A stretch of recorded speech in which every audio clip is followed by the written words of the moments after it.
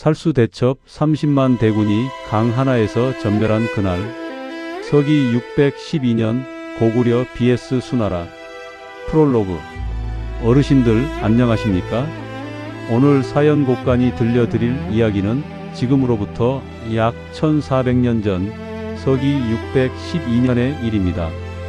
그해 여름, 지금의 청천강 유역에서 인류 역사상 가장 충격적인 전투 결과 가운데 하나가 만들어졌습니다. 당시 세계에서 가장 강한 나라였던 수나라 나라가 113만 명의 병사를 이끌고 고구려를 침략했습니다. 이 중에서 살수, 지금의 청천강으로 진격한 수나라 정예군이 30만 5천 명이었습니다. 그 거대한 군대가 강 하나를 건너다 단 하루 만에 사실상 전멸을 당했습니다. 살아서 수나라 땅으로 돌아간 자가 겨우 2,700명이었다고 기록은 전합니다. 30만 명이 2,700명으로 하루 만에. 어르신들, 이 숫자가 실감이 되십니까? 지금의 청주시나 전주시 인구와 맞먹는 30만 명이 강 하나를 건너다 거의 모두 목숨을 잃었습니다. 그 처절한 날을 우리 역사는 살수대첩이라 부릅니다. 대첩이란 크게 이긴 싸움이라는 뜻입니다. 그런데 어르신들, 이 싸움이 단순히 고구려 군사들이 용감했기 때문에 이긴 것이 아니었습니다. 그 뒤에는 한 인간의 놀라운 지략과 담력, 그리고 수십만 병사들의 죽음과 맞바꾼 치밀한 전략이 있었습니다. 그 이야기의 중심에는 을지문덕이라는 이름이 있습니다. 오늘 그 역사 속으로 함께 걸어 들어가 보겠습니다. 제1막 동아시아의 거인 수나라의 등장. 어르신들, 살수대첩의 이야기를 제대로 이해하려면 먼저 그 싸움이 왜 일어났는지부터 알아야 합니다. 그리고 그것을 알려면 수나라가 어떤 나라였는지부터 살펴봐야 합니다. 서기 581년 중국 땅에 수나라가 세워졌습니다. 오랫동안 여러 나라로 쪼개져 전쟁을 거듭하던 중국 땅을 수나라의 초대 황제 문제 양견이 하나로 통일한 것입니다. 중국이 통일된 것은 무려 270여 년 만의 일이었습니다. 수나라는 단순한 큰 나라가 아니었습니다. 인구가 5천만 명을 넘었고 군사는 수백만을 헤아렸으며 창고에는 수십 년치의 곡식이 쌓여 있었습니다. 당시 동아시아에서 수나라와 맞설 수 있는 나라는 어디에도 없어 보였습니다. 그런데 이 거대한 나라의 눈에 눈엣가시처럼 걸리는 존재가 있었습니다. 바로 고구려였습니다. 수나라 2대 황제 양제, 야망의 화신. 수나라의 초대 황제 문제가 세상을 떠난 뒤 그의 아들이 황제 자리를 이어받았습니다. 그가 바로 역사의 악명 높은 양제 양광입니다. 양제는 능력 있고 야망이 대단한 인물이었습니다. 중국의 남과 북을 잇는 대운하를 팠고 새로운 수도를 건설했으며 거대한 궁전들을 세웠습니다. 그리고 동서남북으로 군사를 보내 영토를 넓혔습니다. 그런데 이 모든 대역사는 엄청난 백성들의 희생을 요구했습니다. 수백만 명이 운하공사에 동원되어 죽어나갔고 끝없는 전쟁에 끌려간 아들들이 돌아오지 않았습니다. 백성들의 원망이 하늘을 찔렀지만 양제는 멈추지 않았습니다. 그 양제의 가장 집요한 집착이 바로 고구려 정벌이었습니다. 수나라가 고구려를 두려워한 이유. 어르신들, 왜 세계 최강국 수나라가 굳이 고구려를 정복하려 했을까요? 고구려는 수나라에 비하면 훨씬 작은 나라였는데 말입니다. 이유는 여러 가지였습니다. 첫째, 전략적 위협이었습니다. 고구려는 지금의 만주 일대와 한반도 북부를 지배하는 나라였습니다.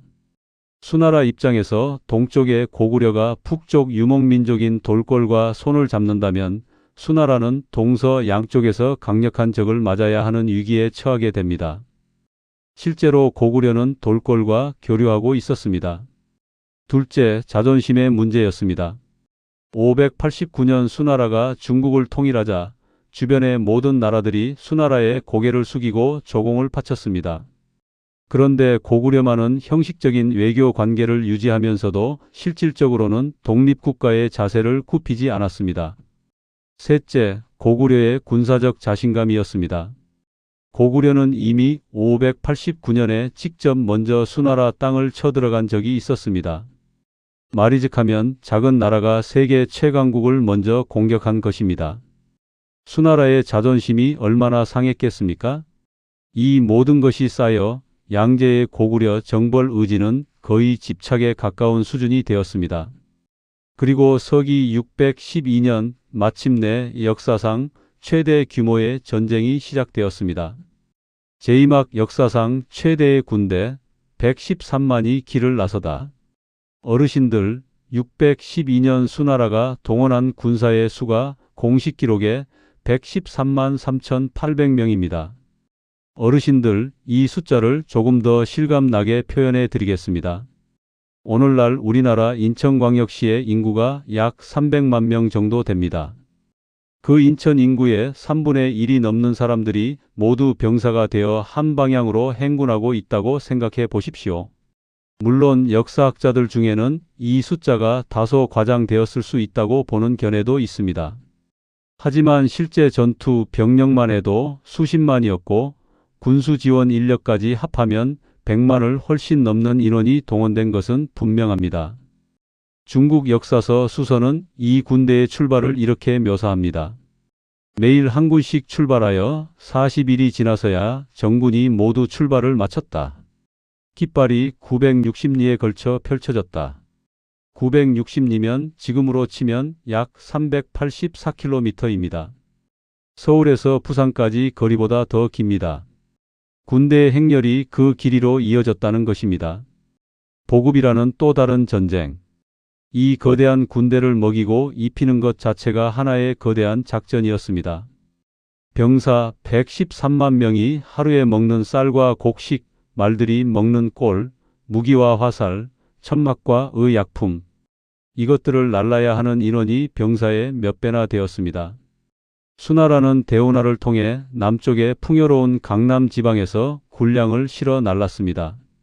그 어마어마한 물자의 흐름을 관리하는 것 자체가 국가 역량을 총동원해야 하는 일이었습니다. 양제는 직접 이 군대를 이끌었습니다. 황제가 직접 전쟁터에 나온다는 것은 이 전쟁이 단순한 정벌이 아니라 수나라의 국운을 건 도전임을 의미했습니다. 요동성 앞에서 막히다. 수나라 대군은 요하를 건너 고구려 서쪽 변경의 핵심 요새인 요동성을 포위했습니다. 요동성은 지금의 중국 랴오닝성 랴오양 부근에 있던 성으로 고구려의 서방 방어선의 핵심이었습니다. 그런데 이 요동성이 전혀 무너지지 않았습니다. 요동성 성주와 고구려 병사들은 성 안에 들어앉아 필사적으로 버텼습니다. 수나라의 공성 기술이 아무리 뛰어나도 방어하는 쪽이 굳게 지키면 공격하는 쪽이 훨씬 불리합니다. 고구려 병사들은 수나라가 성벽을 타고 오르면 끓는 물을 붓고 돌을 던지고 화살을 쏘아 맞았습니다. 몇 달이 지나도록 요동성은 버텼습니다. 수나라 군사의 피해가 쌓여갔습니다. 조급해진 양제는 결단을 내렸습니다. 요동성 공략을 계속하면서 동시에 별도의 군대를 뽑아 직접 고구려의 수도 평양성으로 진격하게 한 것입니다. 그 별동대의 규모가 30만 5천 명이었습니다. 이 30만 별동대를 이끄는 장수는 우중문과 우문술 2명이었습니다. 이들은 수나라의 내로라 하는 맹장이었습니다. 양제는 이들에게 반드시 평양성을 함락시키라고 명령했습니다. 그리고 이 30만 군대의 진로에 을지문덕이 기다리고 있었습니다. 제3막 을지문덕이라는 사람. 어르신들, 살수대첩하면 가장 먼저 떠오르는 이름이 있습니다. 을지문덕. 이 이름은 어릴 때 교과서에서 한 번쯤 보신 기억이 있으실 것입니다. 그러나 을지문덕이 어떤 사람이었는지, 어떻게 그 불가능해 보이는 전쟁을 이겨냈는지를 제대로 알고 계신 분은 많지 않을 것 같습니다. 그래서 오늘 을지문덕이라는 사람을 좀 더 가까이 들여다보겠습니다. 이름도 고향도 기록에 없는 사람. 을지문덕에 대한 역사 기록은 놀랍도록 적습니다. 삼국사기에 그에 대한 기록이 있기는 하지만 그가 언제 태어나 언제 죽었는지조차 나와 있지 않습니다. 그의 고향이 어디인지도 어떤 집안 출신인지도 기록에 없습니다. 다만 그가 고구려 영양왕 시절에 대망리지 또는 중앙 귀족 관료로서 활약했다는 것, 그리고 살수대첩을 이끈 주역이라는 것만이 분명하게 남아 있습니다. 이름 을지문덕도 흥미롭습니다. 을지는 고구려 귀족 성씨의 하나로 보이고 문덕은 그럴 문의 덕덕, 즉 학문과 덕을 갖추었다는 뜻입니다. 실제로 기록에는 그가 문무를 겸비한 인물이었다고 나옵니다. 삼국사기를 쓴 김부식은 을지문덕에 대해 이렇게 기록했습니다. 그 사람됨이 침착하고 담대하며 지혜가 많고 아는 것이 넓었다. 또 글을 잘하였다. 침착하고 담대하며 지혜가 많고 글을 잘한 사람. 그 짧은 묘사 속에서 우리는 살수대첩을 이해하는 실마리를 찾을 수 있습니다. 살수대첩 당시 을지문덕의 나이. 정확한 기록이 없지만 역사학자들은 살수대첩이 일어난 612년에 을지문덕의 나이가 최소 50대 초중반에서 60대 전후였을 것으로 추정합니다. 이미 많은 경험을 쌓은 노련한 장수였습니다. 그 나이에 세계 최강의 군대 30만을 상대로 단신으로 적진에 뛰어들어 단판을 찍고 교묘한 전략으로 끝없이 유인하여 마침내 강 하나에서 전멸시키는 작전을 수행해냈습니다. 어르신들, 그 담력과 지략이 얼마나 대단한 것인지 이야기를 계속 들으시면서 느껴보시길 바랍니다. 고구려의 전략 지키면서 이긴다. 을지문덕이 이끄는 고구려의 전략은 처음부터 명확했습니다. 30만 대군과 정면으로 맞부딪혀서는 이길 수 없다. 따라서 지키면서 끌면서 지치게 만들어야 한다. 이 전략을 실행하기 위한 조건이 두 가지 있었습니다.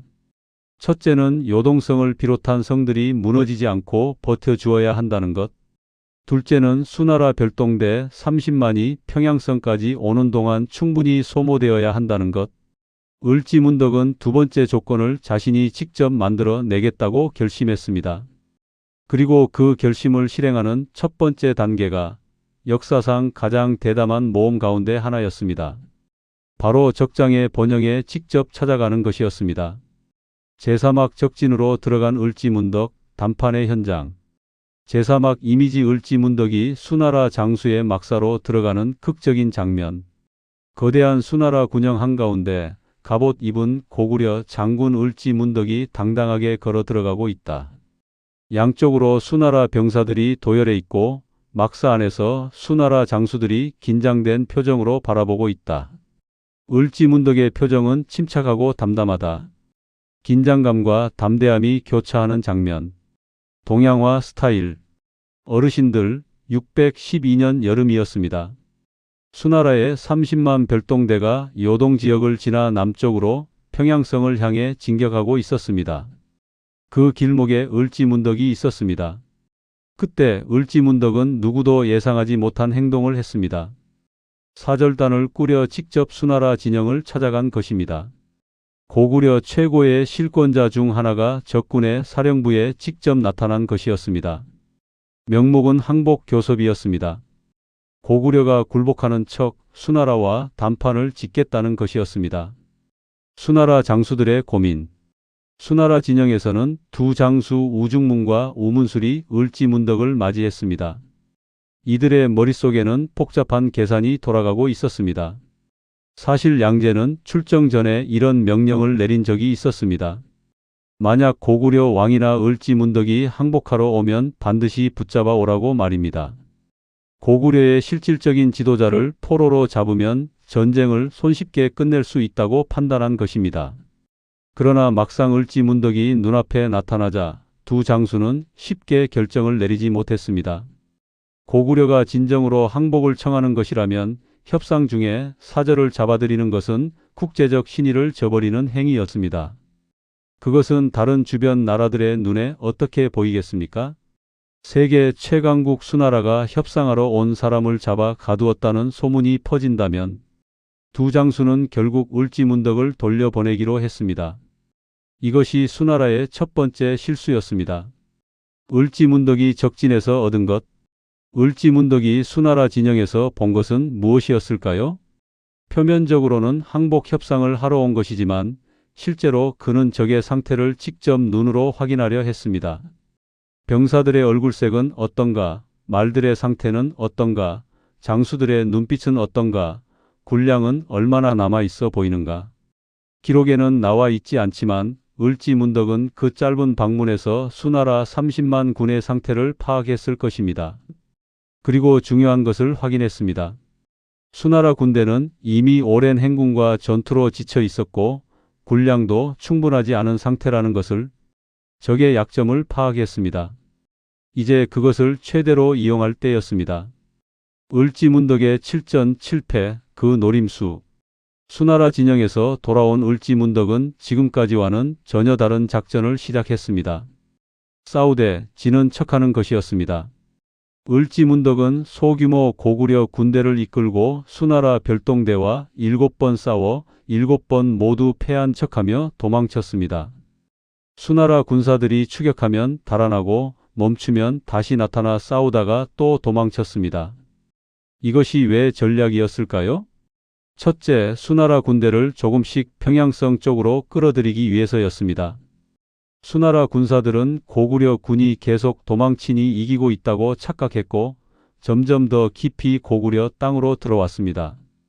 둘째, 수나라 군대를 소모시키기 위해서였습니다. 싸우고 도망치고 추격하고 따라잡지 못하고 다시 싸우고 또 도망치고, 이 과정이 반복되면서 수나라 병사들은 지치고 군량은 줄어들고 말들은 약해졌습니다. 셋째, 수나라 장수들의 오판을 유도하기 위해서였습니다. 7번이나 이겼으니 고구려 군은 형편없이 약하다는 생각, 그 오만함이 결정적인 판단 착오를 불러올 것이었습니다. 을지문덕은 싸우면서 도망쳤습니다. 그러나 그 도망침 하나하나가 치밀하게 계산된 것이었습니다. 제오막 을지문덕의 시, 역사상 가장 담대한 편지. 어르신들, 이제 살수대첩에서 가장 유명한 장면이 나올 차례입니다. 을지문덕이 수나라 장수 우중문에게 편지 한 통을 보냈습니다. 그런데 그 편지가 단순한 글이 아니었습니다. 한시, 즉 한문으로 쓴 시 한 편이었습니다. 전쟁 한가운데서 적장에게 시 한 편을 보낸 것입니다. 그 시를 소개해 드리겠습니다. 신묘한 계책은 천문을 다 꿰뚫었고 오묘한 계산은 지리까지 꿰뚫었도다. 싸움마다 이겨 그 공이 이미 높으니 만족함을 알고 이제 그만 돌아가길 바라노라. 어르신들, 이 시를 읽고 어떤 느낌이 드십니까? 표면적으로 보면 이 시는 우중문을 칭찬하는 것처럼 보입니다. 신묘한 계책, 오묘한 계산, 싸움마다 이겼다. 그러나 실제로는 완전히 반대되는 의미입니다. 이 시에 담긴 진짜 뜻, 첫째와 둘째 구절, 신묘한 계책과 오묘한 계산. 이것은 겉으로는 우중문을 추어올리는 말이지만 속으로는 비웃음이 담겨 있습니다. 정말로 당신의 계책이 신묘하다면 왜 아직도 평양성을 함락하지 못했느냐, 고구려 땅 깊숙이 들어왔는데 왜 이기지 못하고 있느냐 하는 조롱입니다. 셋째 구절, 싸움마다 이겨 공이 높다. 이것 역시 비꼬미입니다. 을지문덕이 7번 싸워 7번 모두 져주었으니 수나라 입장에서는 7번 이긴 것이 맞습니다. 그러나 그 7번의 승리가 모두 을지문덕이 계획적으로 져준 것임을 수나라 장수들은 몰랐습니다. 넷째 구절, 만족함을 알고 이제 그만 돌아가라. 이것이 핵심입니다. 이것은 을지문덕이 수나라 군대의 상태를 정확히 파악하고 있다는 신호입니다. 당신들은 지금 군량도 다 떨어져 가고 병사들도 지쳐 있다. 계속 들어오면 죽는다. 어서 돌아가라는 경고입니다. 이 짧은 시 한 편의 담대한 조롱과 날카로운 경고와 여유로운 자신감이 동시에 담겨 있습니다. 이것을 전쟁 중에 적장에게 직접 보낸 것입니다. 우중문이 분노. 이 시를 받은 우중문은 어떤 표정이었을까요? 기록에는 우중문이 몹시 화를 냈다고 나옵니다. 당연하지 않겠습니까? 세계 최강국의 장수가 졌다고 도망치는 오랑캐 장수에게 시 한 편을 받고 거기서 조롱과 경고를 동시에 당한 것입니다. 우중문은 이 시를 받고도 돌아가지 않았습니다. 오히려 더 맹렬히 진격하기로 결심했습니다. 평양성을 반드시 함락시켜 이 치욕을 씻겠다고. 이것이 을지문덕이 원하던 반응이었습니다. 분노한 장수는 판단이 흐려집니다. 냉철하지 못한 장수는 함정에 빠집니다. 을지문덕은 우중문의 분노를 유도했고 그 분노한 30만의 군대가 살수로 향하도록 길을 열어주었습니다. 제육막 평양성 앞에서 돌아서다. 어르신들, 을지문덕의 유인 작전에 끌려 수나라 30만 별동대는 계속 남쪽으로 밀려 내려왔습니다. 요동에서 시작하여 평양성까지의 거리가 얼마나 될까요? 지금의 지도로 보면 약 400km가 넘습니다. 도로도 없고 산과 강이 수없이 가로막는 그 길을 30만 대군이 무거운 갑옷을 입고 무기를 들고 걸어온 것입니다. 게다가 군량이 문제였습니다. 처음에 각 병사에게 100일분의 식량을 지급했다고 합니다. 그러나 그 무거운 짐을 다 지고 다닐 수는 없었기에 병사들이 몰래 식량을 땅에 묻거나 버렸습니다. 평양성에 다다랐을 때 대부분의 병사들은 이미 식량이 바닥난 상태였습니다. 고구려의 두 번째 함정 가짜 항복. 수나라 별동대가 마침내 평양성 주변에 도달했을 때 고구려 쪽에서 또 한 번 항복 사절이 왔습니다. 이번에도 거짓 항복이었습니다. 그러나 수나라 장수 우중문과 우문술은 이것을 받아들일 수밖에 없는 처지였습니다. 왜냐하면 병사들이 너무 지쳐 있었기 때문입니다. 군량은 거의 바닥났고 병사들의 얼굴은 굶주림으로 창백했습니다. 이 상태로 평양성을 공격한다 해도 성공 가능성은 희박했습니다. 두 장수는 고구려의 항복을 받아들이는 형식을 취하면서 군대를 돌이키기로 했습니다. 양제에게는 고구려가 항복을 청해 왔으므로 철군한다고 보고할 수 있었습니다. 문제는 돌아가는 길이었습니다. 살수 그 강 앞에 서다. 고구려의 가짜 항복을 받아들인 수나라 30만 군대는 북쪽으로 퇴각하기 시작했습니다. 왔던 길을 되돌아가는 것이었습니다. 그런데 왔던 길 중간에 살수라는 강이 있었습니다. 살수는 지금의 청천강입니다. 평안북도와 평안남도의 경계를 이루며 흐르는 강으로 폭이 넓고 수량이 풍부한 강입니다. 올 때는 아무렇지 않게 건넜던 강이었습니다. 그러나 돌아갈 때 이 강이 수나라 30만의 무덤이 됩니다. 을지문덕은 그것을 알고 있었습니다. 아니, 처음부터 그것을 계획하고 있었습니다. 제7막 살수대첩, 강이 피로 물들다. 어르신들, 드디어 살수대첩의 그날이 왔습니다. 서기 612년 여름의 어느 날이었습니다. 수나라 30만 별동대가 살수 앞에 도달했습니다. 강물은 여느 때와 다름없이 조용히 흘렀습니다. 선두부대가 강물에 발을 담그고 건너기 시작했습니다. 바로 그때였습니다. 상류에서 터지는 댐. 삼국사기에는 이 장면이 이렇게 기록되어 있습니다. 고구려 군이 살수에서 수나라 군을 맞았다. 수나라 군이 반쯤 건넜을 때 고구려 군이 공격하니 수나라 우둔희 장군 신세웅이 전사하였다. 수나라 여러 군이 함께 패하여 달아났다. 요동성으로 돌아간 자가 겨우 2,700명이었다. 짧고 건조한 기록이지만 이 안에 엄청난 사건이 담겨 있습니다. 학자들과 역사 연구자들은 살수 대첩의 승리 비결을 분석하면서 을지문덕이 살수 상류에 미리 댐을 쌓아 물을 막아두었다가 수나라 군의 절반이 강을 건넜을 때 댐을 터뜨렸을 것으로 봅니다. 명시적인 기록은 없지만 수나라 군이 건너다 일시에 전멸한 상황을 설명하는 가장 합리적인 해석입니다. 물이 막혔다가 한꺼번에 터지면 어떤 일이 벌어질까요? 강물은 순식간에 불어나 병사들을 삼켜버립니다. 무거운 갑옷을 입은 병사들은 빠른 물살 속에서 헤엄치지 못합니다. 말들도 공황 상태에 빠집니다. 강이 절반을 건넌 병사들과 아직 건너지 못한 병사들이 동시에 혼란에 빠지는 순간 고구려 군이 강 양쪽 언덕에서 내달렸습니다. 양안에서의 협공. 을지문덕이 이끄는 고구려 군은 강 양쪽 언덕 위와 숲 속에 이미 매복해 있었습니다. 수나라 군이 강에서 혼란에 빠진 그 순간을 기다리고 있었던 것입니다. 갑작스러운 물살에 휩쓸려 허우적대는 수나라 병사들, 강 이쪽에서 어쩔 줄 모르는 수나라 병사들. 그 모든 방향에서 고구려의 화살이 쏟아지고 병사들이 달려들었습니다.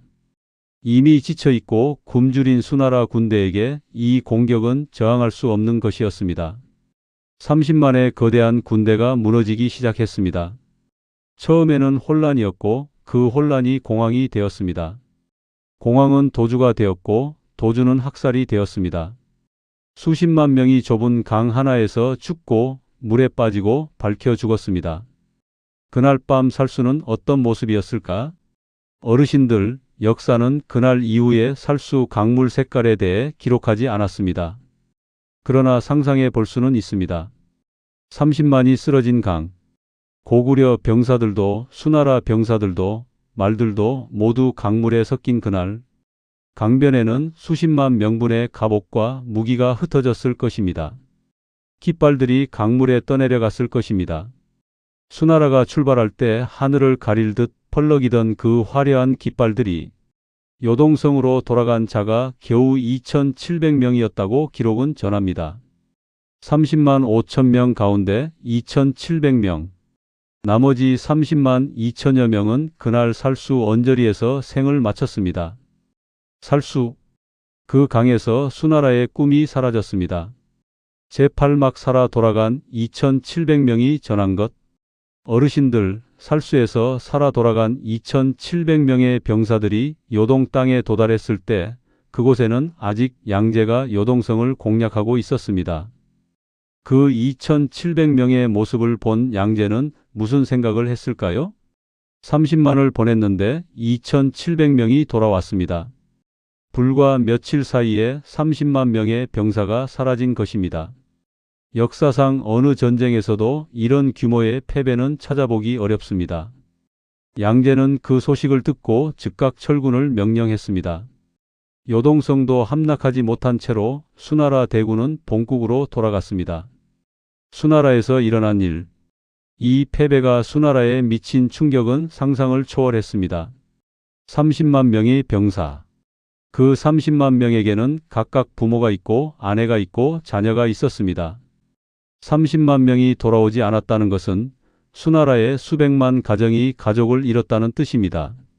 거기에다 이 전쟁을 위해 쏟아부은 물자와 돈, 운하 공사와 대규모 토목 사업으로 이미 지쳐있던 수나라 백성들이 또다시 이 거대한 전쟁의 짐을 떠안아야 했습니다.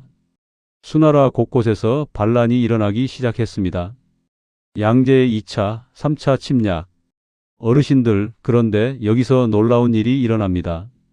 이토록 끔찍한 패배를 당한 양제가 그 다음 해인 613년에 또다시 고구려를 침략한 것입니다. 침략이었습니다. 그러나 이번에는 수나라 내부에서 반란이 일어나는 바람에 양제는 중간에 철군할 수밖에 없었습니다. 614년에는 3차 침략이 있었습니다. 이번에도 고구려를 제대로 치지 못하고 돌아갔습니다. 고구려가 또다시 가짜 항복을 하는 형식으로 수나라를 돌려보냈습니다. 3번의 침략, 3번 모두 실패. 그리고 그 3번의 실패가 쌓여서 수나라는 나라 자체가 무너지기 시작했습니다. 수나라의 멸망. 618년 수나라는 결국 멸망했습니다. 나라가 세워진 지 불과 38년 만이었습니다. 세계 최강의 제국이 왜 38년 만에 무너졌을까요? 역사학자들은 여러 이유를 듭니다만 고구려와의 전쟁이 가장 결정적인 원인 가운데 하나였다는데 대부분 동의합니다.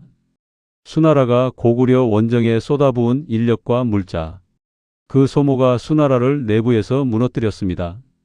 살수 대첩에서 전멸한 30만 명의 죽음이 수나라의 운명을 바꾸어 놓은 것입니다.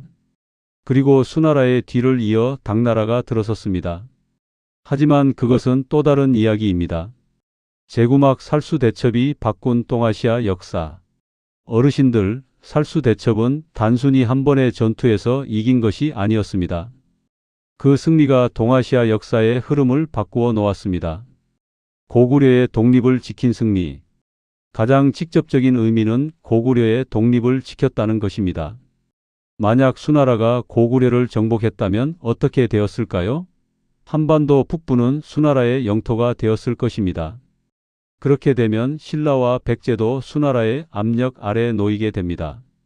한반도 전체가 중국 제국의 영향권 안으로 들어갔을 가능성이 있습니다. 살수대첩이 그 운명을 막았습니다. 수나라를 무너뜨린 전쟁. 앞에서 말씀드렸듯이 살수대첩을 포함한 고구려와의 전쟁이 수나라 멸망의 결정적 원인이 되었습니다. 수나라가 무너지고 당나라가 들어선 것, 이것이 동아시아 역사에 얼마나 큰 변화였는지는 이루 말하기 어렵습니다. 당나라는 이후 약 300년 동안 동아시아 문명의 중심이 되었고 우리나라뿐만 아니라 일본, 베트남까지 당나라 문화의 영향을 깊이 받았습니다. 수나라가 그대로 존속했다면 동아시아 역사가 어떤 방향으로 흘렀을지 아무도 모릅니다. 살수대첩이 수나라라는 거대한 역사의 흐름을 바꾸어 놓은 것입니다. 강소국의 자존심. 어르신들, 살수대첩에는 또 하나 중요한 의미가 있습니다. 작은 나라가 큰 나라를 이겼다는 것입니다. 수나라는 인구 5천만의 세계 최강국이었고 고구려는 인구가 기껏해야 수백만이었습니다. 군사력의 차이는 수십 배였습니다. 병사의 수만 봐도 수나라가 113만, 고구려는 전 국력을 동원해도 수십만을 넘기 어려웠습니다. 그런데도 이겼습니다. 군사의 수가 아니라 지략으로, 병사들의 체력이 아니라 전략으로, 무기의 질이 아니라 지형과 기상을 활용하는 지혜로 이겼습니다. 을지문덕은 군사력으로는 도저히 이길 수 없는 싸움에서 상대의 약점을 꿰뚫어보고 상대의 오만함을 이용하고 상대의 분노를 유도하여 스스로 무너지게 만들었습니다. 그것이 진정한 지략이었습니다. 을지문덕의 이후. 안타깝게도 살수대첩 이후 을지문덕에 대한 기록은 거의 남아있지 않습니다. 그가 살수대첩 이후 어떤 삶을 살았는지, 언제 세상을 떠났는지 역사는 기록하지 않았습니다. 다만 고려 시대와 조선 시대의 그를 기리는 기록들이 남아있고 조선 말기의 독립운동가이자 역사학자 신채호 선생이 을지문덕을 크게 기렸습니다. 신채호 선생은 을지문덕을 주인공으로 한 을지문덕전이라는 역사 전기를 쓰기도 했습니다. 기록에서 사라진 사람. 그러나 그가 남긴 것, 그가 지켜낸 것은 1400년이 지난 오늘에도 우리와 함께 있습니다. 제10막 살수대첩이 우리에게 남긴 것. 어르신들, 이제 이야기를 마무리할 시간이 되었습니다. 살수대첩이 일어난 지 1400년이 넘었습니다. 그 강, 청천강은 지금도 한반도 서북부를 흐르고 있습니다. 1400년의 세월 동안 얼마나 많은 물이 흘러갔겠습니까? 그 강물은 그날의 일을 기억하고 있을까요? 그날 그 강에서 수십만 명의 수나라 병사들이 죽었습니다. 그들도 누군가의 아들이었고 남편이었고 아버지였습니다. 그들이 원해서 그 먼 길을 걸어온 것이 아니었습니다. 황제의 명령으로 끌려온 것이었습니다. 그들의 죽음도 역사의 비극입니다. 그러나 동시에 고구려를 지킨 고구려 병사들도 그날 목숨을 걸었습니다. 그리고 그 고구려 병사들 뒤에는 자신의 조국을 지키려는 을지문덕의 치밀한 지략과 흔들리지 않는 담력이 있었습니다. 을지문덕이 우리에게 가르쳐 주는 것. 어르신들, 을지문덕의 이야기에서 우리는 무엇을 배울 수 있을까요? 첫째, 불리한 상황에서도 냉정함을 잃지 않는 것입니다. 수나라 113만 대군 앞에서도 을지문덕은 패닉에 빠지지 않았습니다. 오히려 적의 약점을 분석하고 그 약점을 어떻게 이용할지를 계산했습니다. 둘째, 강함이 반드시 이기는 것이 아니라는 것입니다. 세상에서 가장 강한 군대 30만이 강 하나에서 사라졌습니다. 숫자와 무력이 전부가 아니었습니다. 지혜와 전략이 숫자보다 강할 수 있습니다. 셋째, 소통과 심리전입니다. 을지문덕은 시 한편으로 적장의 분노를 유도했고 가짜 항복으로 적의 판단을 흐리게 했습니다. 상대방의 마음을 읽고 그것을 활용하는 능력. 그것이 전쟁에서도 인생에서도 큰 힘이 됩니다. 살수대첩과 우리 어르신들. 어르신들, 오늘 이야기를 들으시면서 어떤 생각이 드셨습니까? 어르신들이 살아오신 세월도 어떤 면에서는 살수대첩을 닮아 있습니다. 일제강점기, 6.25 전쟁, 가난과 굶주림의 시절을 이겨내신 어르신들의 삶. 그 어느 것 하나도 쉬운 것이 없었습니다. 그러나 그 모든 것을 버텨내셨습니다. 포기하지 않으셨습니다. 을지문덕이 30만 대군 앞에서 도망치는 척하면서도 결코 포기하지 않았듯이 어르신들도 그 험한 세월을 버텨내고 여기 계십니다. 그 자체가 이미 대단한 승리입니다. 역사는 거창한 사람들만이 만드는 것이 아닙니다. 하루하루를 버텨낸 평범한 사람들 한 명 한 명이 모여서 역사를 만들어 나가는 것입니다. 어르신들 한 분 한 분이 바로 그 역사의 주인공들이십니다. 에필로그. 서기 612년 여름이 끝나가던 어느 날 살수의 강물이 다시 맑아졌습니다. 30만 명이 쓰러졌던 그 강은 며칠이 지나자 아무 일도 없었다는 듯 조용히 흐르고 있었습니다. 강물은 기억을 간직하지 않습니다. 그저 흐를 뿐입니다. 을지문덕은 그 강가 어딘가에 서 있었을 것입니다. 아마도 말없이 강물을 바라보았을 것입니다. 그는 무슨 생각을 했을까요? 자신이 이긴 것이 기뻤을까요? 아니면 죽어간 수십만 명의 병사들이 마음에 걸렸을까요? 아니면 이 전쟁이 끝이 아니라 또 다른 전쟁의 시작일 것이라는 것을 알고 있었을까요?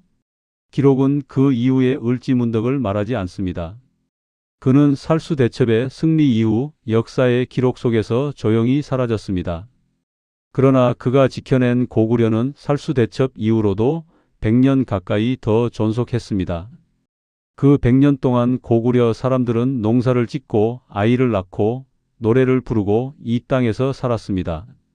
을지문덕이 지킨 것은 전쟁의 승리만이 아니었습니다. 그것은 사람들이 자신의 땅에서 살아갈 수 있는 권리였습니다. 살수의 강물은 오늘도 흐릅니다. 1400년이 지나도록 멈추지 않고. 어르신들, 오늘 이야기는 여기서 마치겠습니다. 살수대첩의 이야기가 조금이나마 새롭게 다가오셨으면 좋겠습니다. 감사합니다. 본 스크립트는 삼국사기, 수서, 자치통감 등 역사 문헌과 관련 연구를 기반으로 구성하였으며 일부 묘사와 상상적 서술은 역사적 맥락 안에서 시청자의 이해를 돕기 위해 구성된 것입니다.